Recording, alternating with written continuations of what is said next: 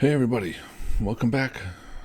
Good to do some more. So I just finished doing some archival, some live Zeppelin. Did a few tracks from different years, different styles. I just wanted to touch base, and just do something a little bit more known, but do some live stuff. So maybe it's something you heard, maybe it's something you haven't heard.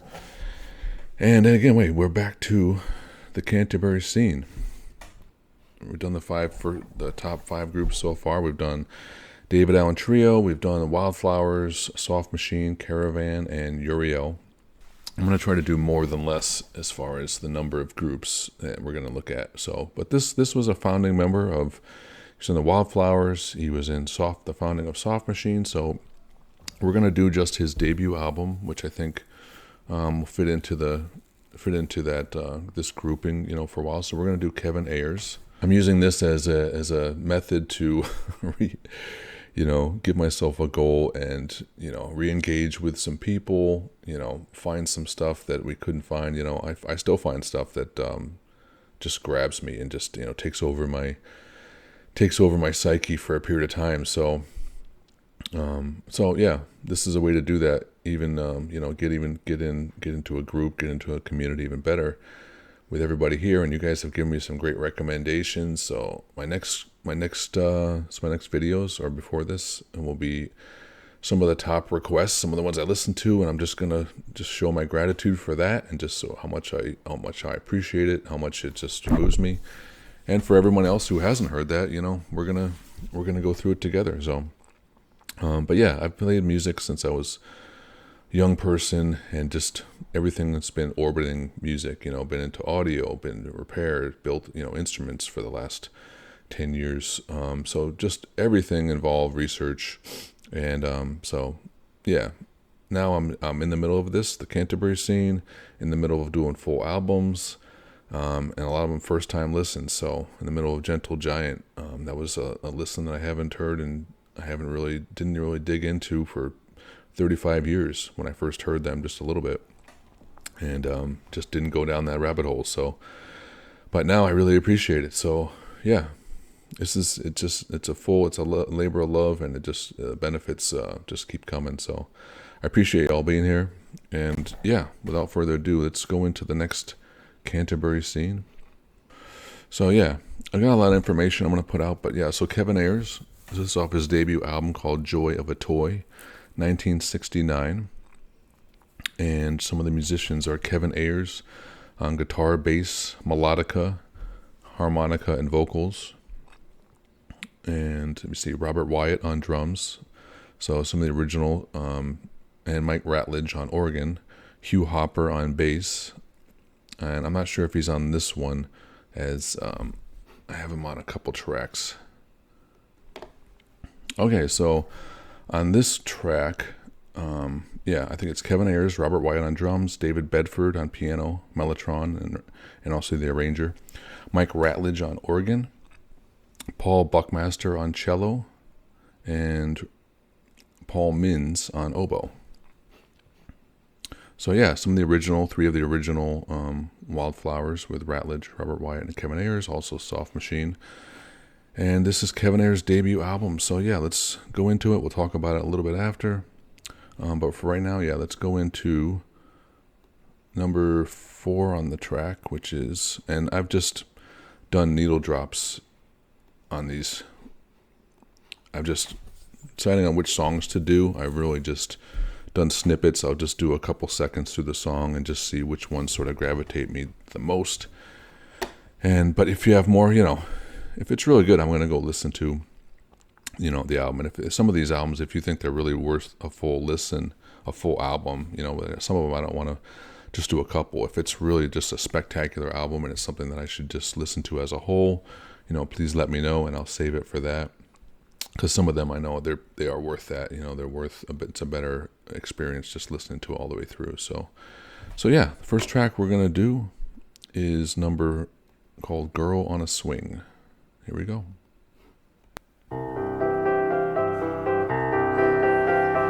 She's got a feeling for the spring. I've got another a song to sing. Girl on a swing, girl on a swing, girl on a swing, such a pretty thing.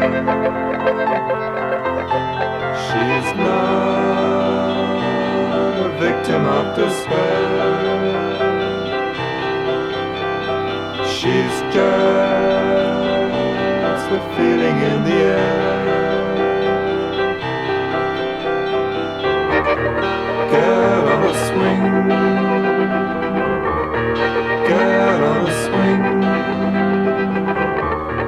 girl on a swing, such a pretty thing.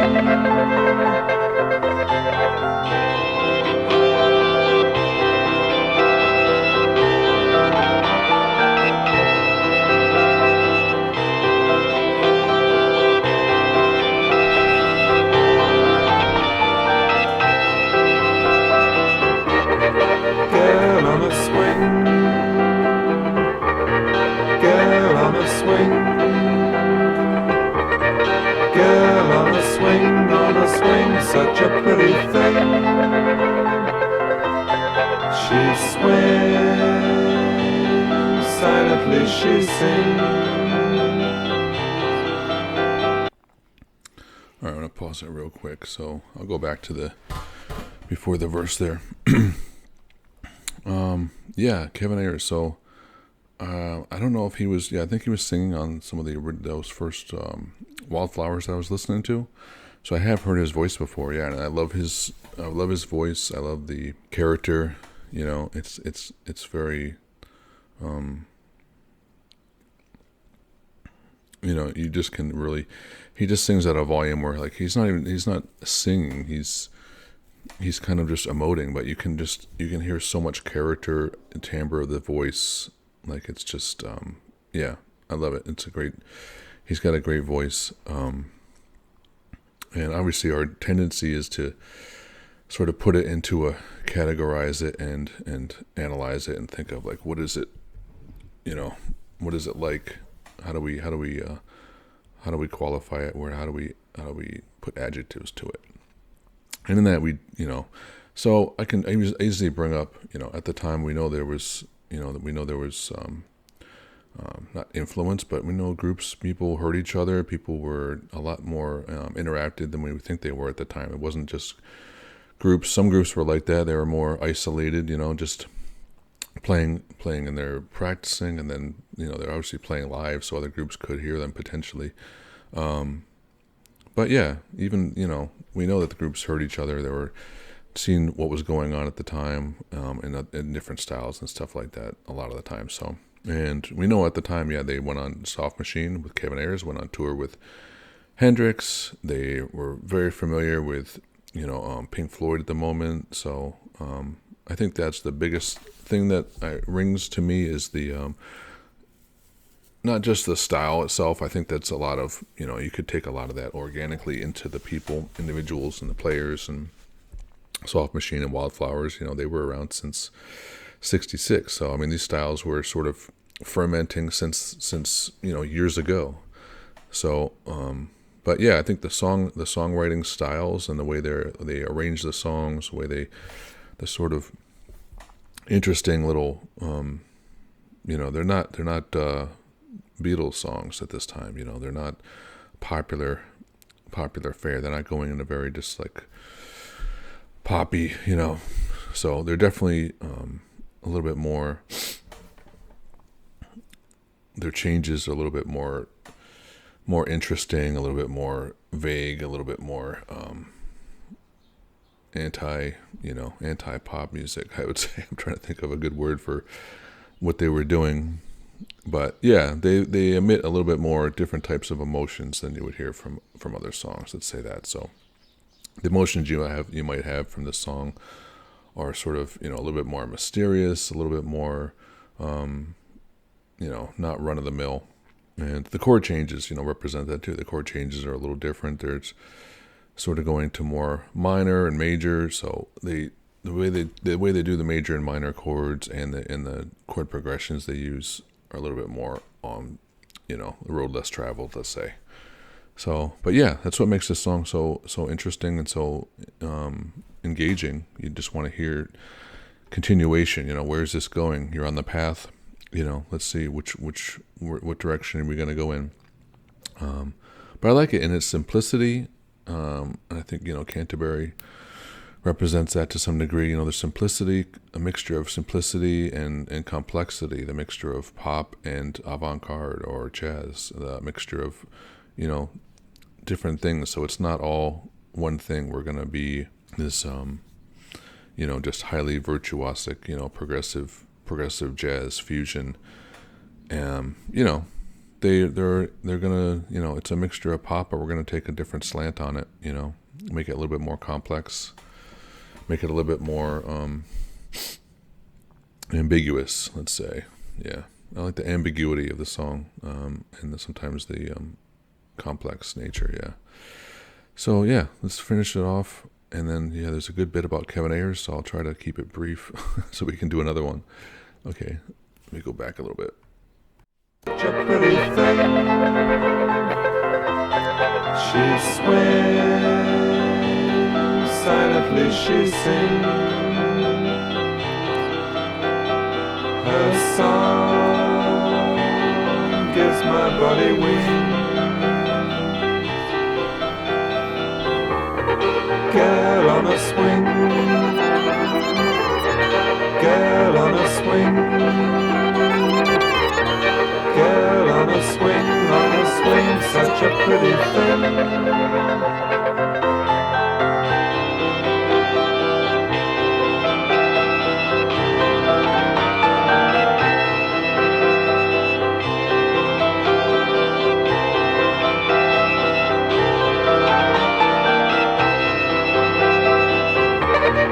Girl on a swing,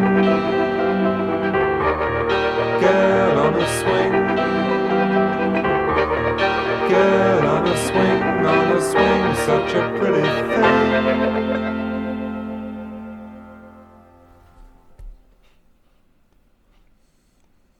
All right. I think the name of the song was that Girl on a Swing. Seemed to be the main theme.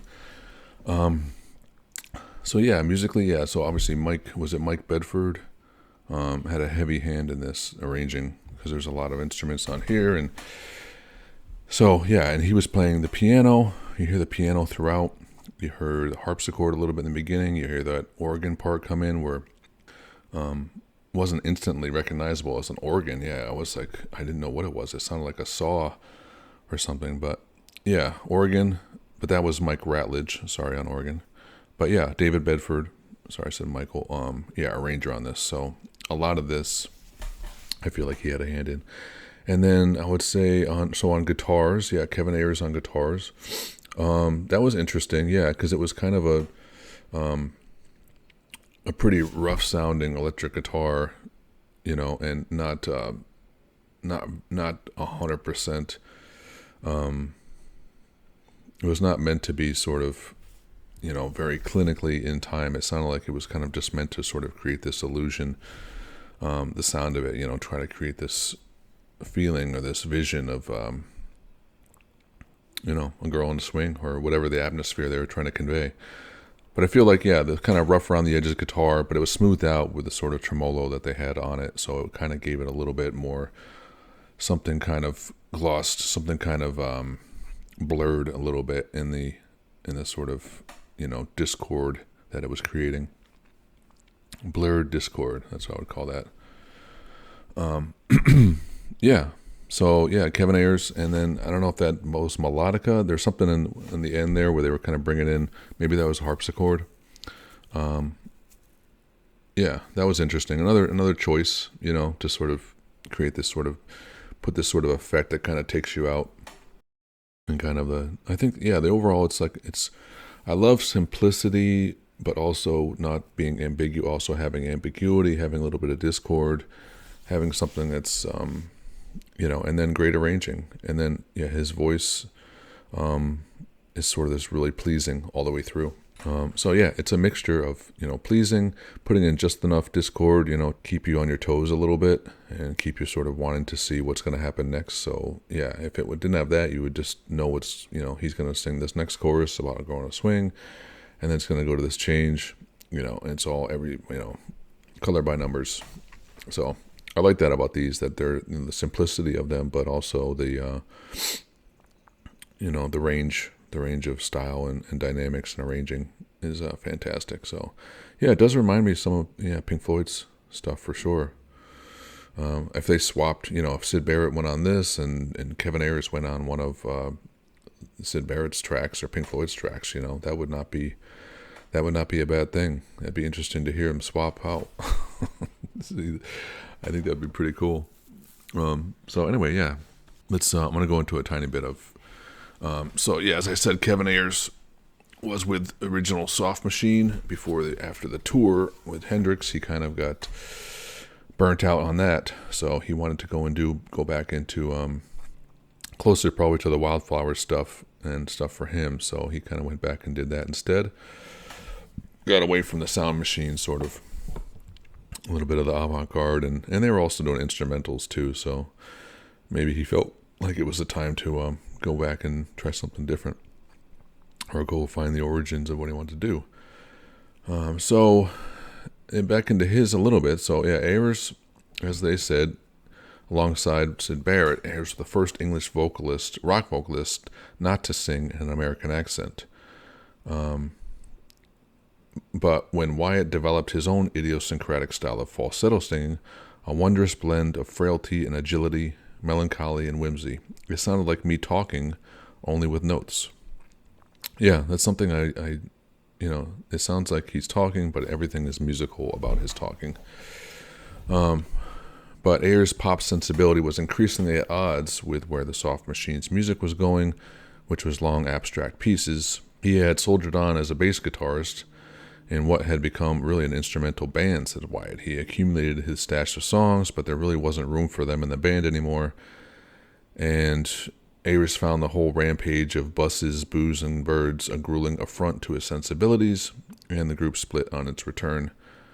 And when they reformed, they invited Hugh Hopper, who was an alumni of Wildflowers, to be the bass player. As for Ayers, his childhood, so he said he cultivated a taste for the bohemian lifestyle early. Before he moved with his mother to Canterbury, he spent much of his childhood in Majorca. I don't know where that is offhand. But he fell in love with the town's fermenting underground scene, and he was quickly drafted into the Wildflowers, a band that featured Robert Wyatt and Hugh Hopper, as well as the future members of Caravan. Ayers stated in interviews that the primary reason he was asked to join was that he probably had the longest hair. However, this prompted him to start writing songs and singing. He left in 1965, met fellow freak David Allen in Majorca, and returned to the UK in 1966 to round the first Soft Machine lineup with Allen, Wyatt, and Mike Ratledge. And besides playing bass, he wrote and sang much of their material, and the group's sound contrasted between Ayers' baritone and Wyatt's tenor singing, plus a mix of rock and jazz, and the band often shared stages, particularly at the UFO Club, with Pink Floyd. So yeah, by the end of '68, he felt burnt out and quit. He sold his bass to Mitch Mitchell, and he began to write songs on guitar, leading to a contract with Harvest in 1969. Ayers' solo material reflected a folkier, lazier, and gentler bent than Soft Machine. In some respects, he was comparable to Syd Barrett without the madness and without the ferocious heights of Barrett's most innovative work. Ayers was nevertheless an enjoyable and original, though his albums were erratic right from the start, veering from sing-along ditties and pleasant, frothy folk ballads to dissonant improvisation. Yeah, so far I'd say that lines up with what we've heard. Yeah, he sounds, it's reminiscent of Syd Barrett, but not without the madness, I would say. And the lyrics right now are a little bit more on the surface, potentially, going into poetry and things like that. But not the fantastical heights of Syd Barrett, perhaps. But we don't hold that against everybody to be everything to everybody. And I love his voice too. It is so. I don't think of it as baritone, but it's in a really nice range and still very musical. It's something maybe I need to dig into a little bit more and try to get my voice a little bit more musical in that sense. Anyway, let's we go into his history a little bit. So let's do another one more. I like to do two on each because I just want to, on the offhand, that I get one that's just unlike the album completely. So let's do another one off this. So the next one I wanted to do, which we'll see if it's a little bit different, go in a different direction. So this is I think number 7 off of the album Joy of a Toy, 1969, and this one is called Eleanor's Cake. Eleanor's Cake, and in parentheses, which ate her. Here we go, Eleanor's Cake.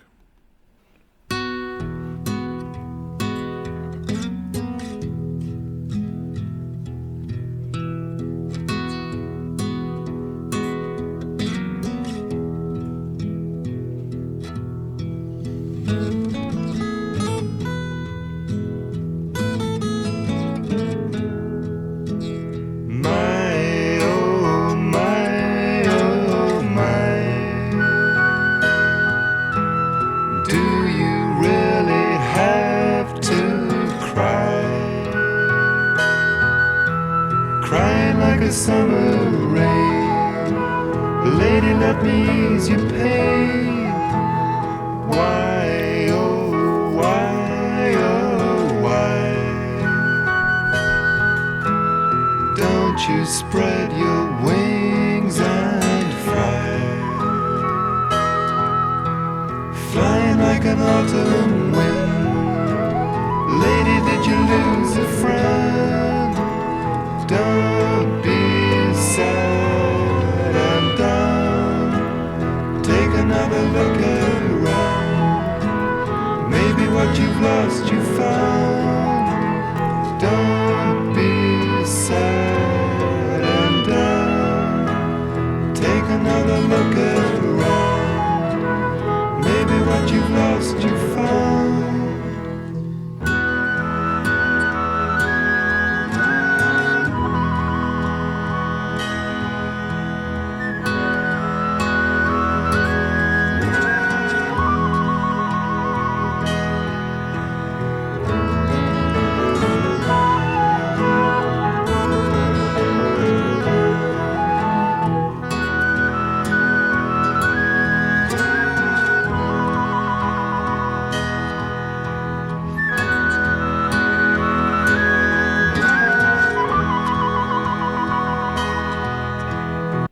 Okay, I'm going to rewind it a bit, but I just wanted to mention, so as I was listening to that, I realized I don't know who's playing flute, and it's one of the irritating things that when I'm doing the video and I've done some research and found the musicians and tried to get the liner notes or do the research, that there's always something in there that I have no idea who's on it. I don't know why it's not, obviously Wikipedia is a last resort, but they don't always have, obviously, the right information too. With this song, similar, as they say, gentler, lazier, more pastoral sounding, but it's right up my alley. I mean, this is definitely going to be an album listen for me. I feel like this one, some of Wildflowers, although production wise, there's the Wildflowers was a little bit, lesser high end, hi-fi, in the production and stuff, but the songs are there. The songs are there. It still sounds very much a part of this realm. So, and for me, this is stuff. I like some stuff it has, serene, beautiful arranging, interesting, not cookie cutter, make some interesting choices, not afraid of using different instrumentation, breaking boundaries in some way, whether it's through arranging or the instruments they choose, or chord progressions or discord or whatever. Just, yeah, do something interesting. So yeah, with this one, so I didn't say the players. Obviously, it's still Kevin Ayers, I believe, on guitars. And there's really no drums on this that I can see. Well, I just had guitar and the flute, so. But we had the, I think double bass, Jeff Klein on double bass, which he comes back again in our Canterbury scene as a bass player through the years, played with some different groups, some big groups, I think Nucleus, and then later on in the 70s, another Canterbury scene group. I don't remember which one, but we will talk about Jeff Klein again. So yeah, Kevin Ayers on guitar, the flute, as I read, because I wasn't sure, I said, that's not a melodica, that's not an oboe. So what is that? So I think from what somebody said, it was featuring the Tiger Balm flute from Eric Pearson. So I wanted to mention that because he's all over this. So Eric Pearson on flute, Jeff Klein on double bass, and I think he's bowing it to a good degree, and Kevin Ayers guitar and vocals. So that seems to be everything on here so far. I don't know if I heard the bass. I'm assuming it's just Jeff Klein. So, but yeah, this one's, it's gorgeous. All right, let me go back a little bit. Here we go.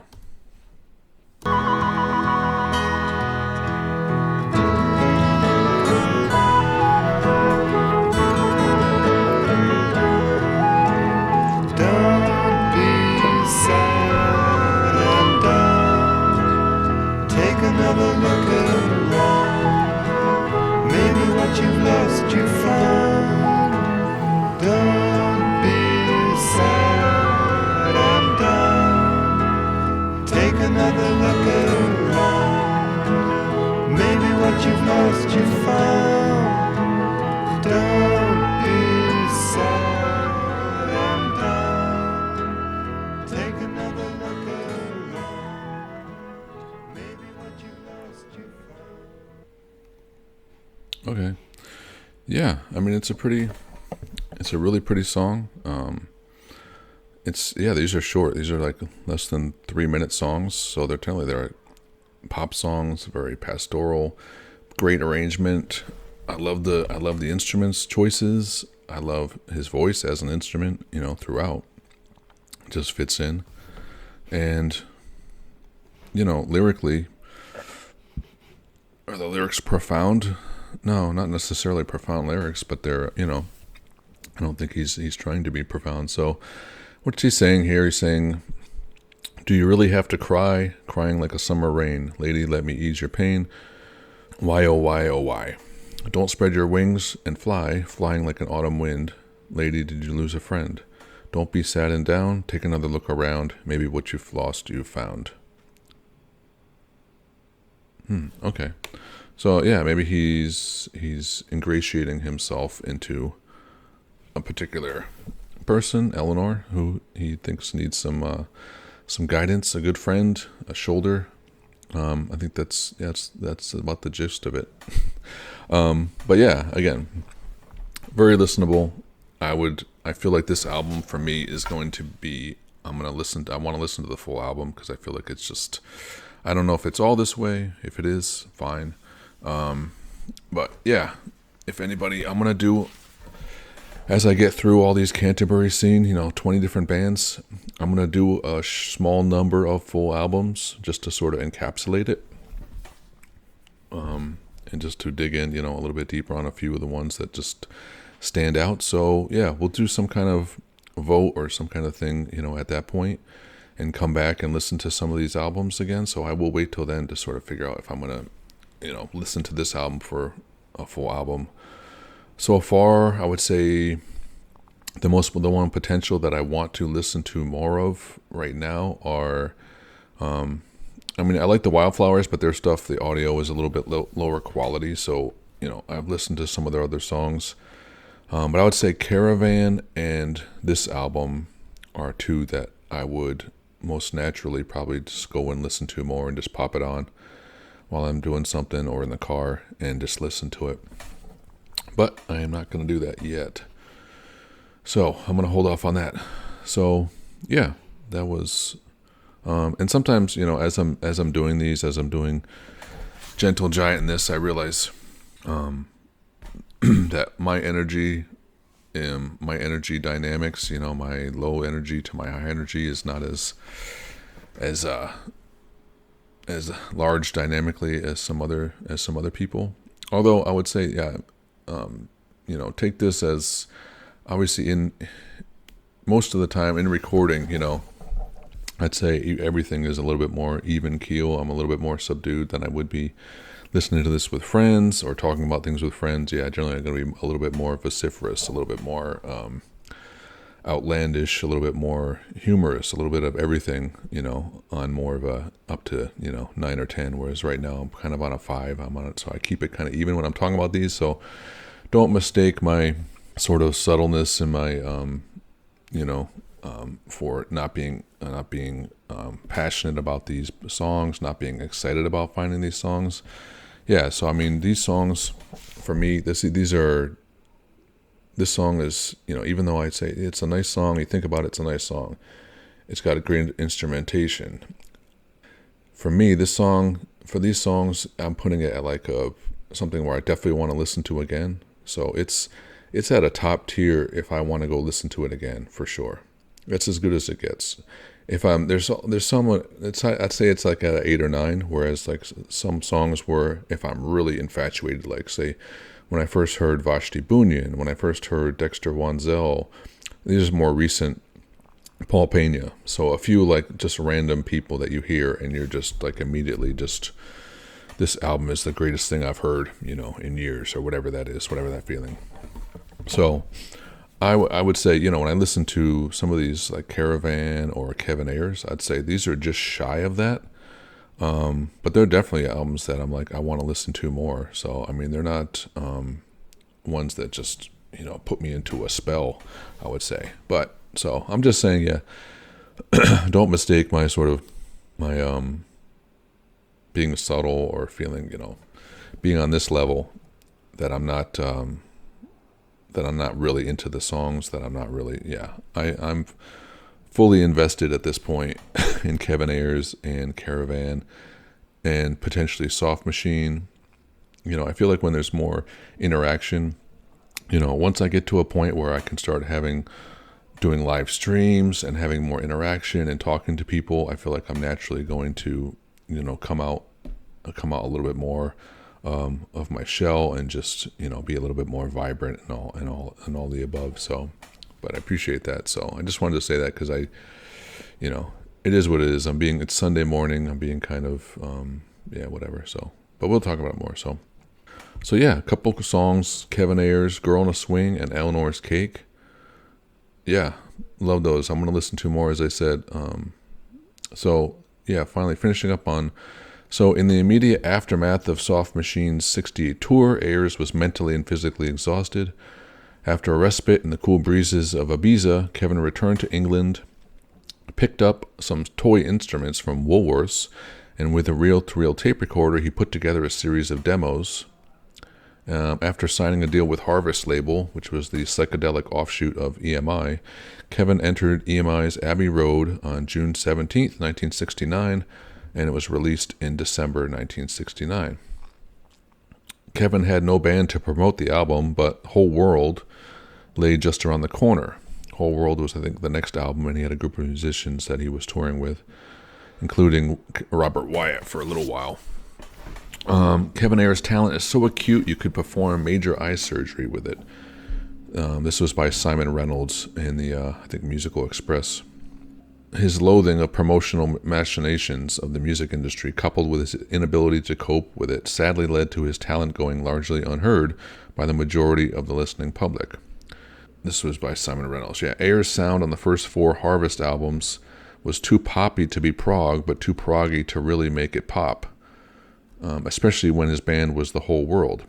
Classical composer David Bedford on Lava Lamp, Squiggly Keyboards, Free Improviser, LOL, Lowell Coxhill and his parping and tootling sax, frequently amazing guitar from a pre-tubular Mike Oldfield. Anyway, that was his next group of musicians that he was going to end up playing with, called the Whole World. So yeah, this is prior to that. So, but with David Bedford, arranging, classical composer David Bedford arranging this. So yeah, that's a little bit on Kevin Ayers. And I was gonna say, thinking of, the amazing thing that when I read these about some of these stuff in the record deals, whether it's Soft Machine, Uriel, and Kevin Ayers and Caravan, is that at the time, anybody that was around, like, how easy was it? I mean, I'm saying they deserve audiences, they deserve the praise they get. I love the music. They were breaking new ground to some degree, and it was definitely competing with the British style of the times, which was just going huge on rhythm and blues, and just taking off with that. So this is obviously a little bit more flash to the past, to the sort of folkier, New England folk period traditional music kind of mixed in with new, the late 60s with, psychedelia.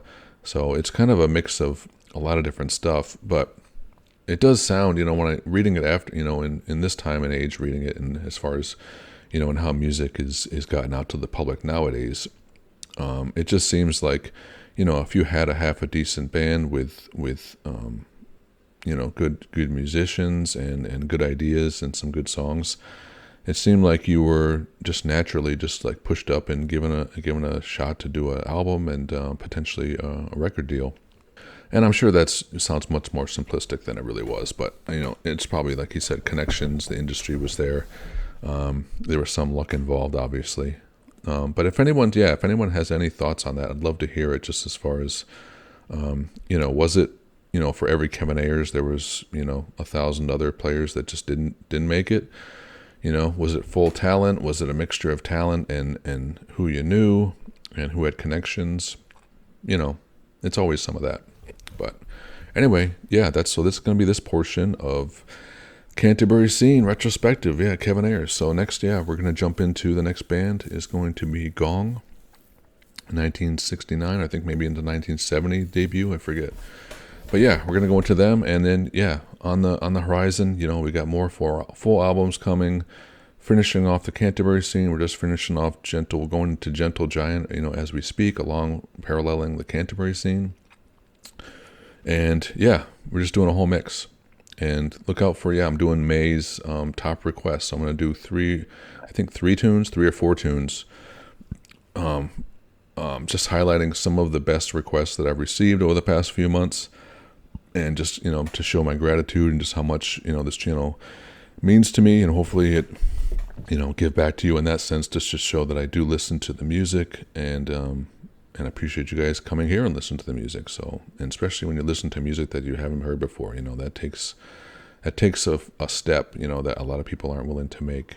A lot of people, we all want to go back and listen to the stuff we've heard and hear and show it off to people, but do we all do the equal? Do we always go out and equally, listen to the stuff that we haven't heard and other people try to, put out to us? So it's a little bit harder because we already have some preconceived notions of if it's going to be this, it's going to be that. So it can be a little bit of a slog, So anyway, I'm gonna get up to that. So I appreciate you all being here. Mother's Day, Sunday morning. Congratulations and heartfelt to all the mothers out there, and appreciate you being here, and come back for the next one and keep the recommendations coming. Hopefully I'm looking forward to when we can do a live stream and just put some music out there in real time and enjoy it together and talk about it in real time. So that's my next big goal, is to sort of start live streaming and just do some full albums, do some stuff like that. So appreciate it, guys. Have a great day. Okay. Bye-bye.